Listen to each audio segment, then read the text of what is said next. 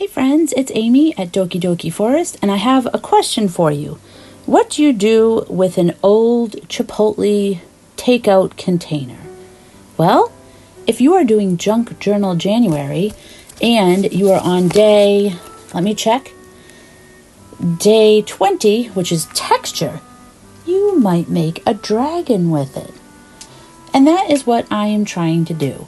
I have never done this before, and I figured I would just try to cut out a dragon shape and then try to cut some scales, but not all the way through, just, scoring it so that maybe if you ran your finger over it, it wouldn't be sharp, but you could feel kind of a little bit of a scaly texture. And then I'm going to add some other textures as well. This could have been a Trash Tuesday.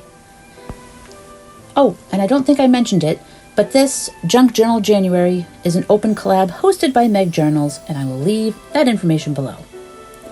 So I have painted my dragon with some different metallic paints, and now I'm just using my Posca pen to outline the dragon again.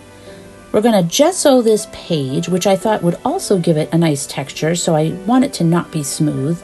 I want it to be a little bit bumpy and kind of fun if you ran your fingers over it. And then I used a little of the Lindy's Gang magical sprays, and I'm just blending that in as well. And a little watercolor, just sort of giving a vague impression of like a sky and some grass at the bottom. And just giving that some different tones. And why the heck do I have a piece of plastic? This is like plastic packaging you'd get stickers in. But back to the page. I have some needle felting wool, which I would like to put on the page, and then I had this like shiny sequiny ribbon and a piece of painty paper, and I'm making a dandelion. And it doesn't look exactly like a dandelion, but it's just the idea of the dandelion. And my little dragon is going to sleep on top of it. And oh, there's that plastic. So I cut some wings out of it, and that was an experiment as well, because I've never done that before.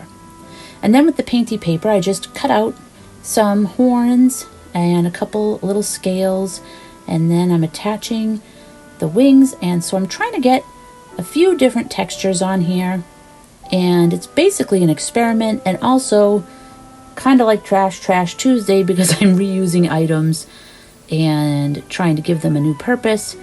And now I'm just trying to get those to look a little bit more like wings, so a little bit of paint I think does the trick, and then just a few little scales. And now I'm just defining that grass a little bit.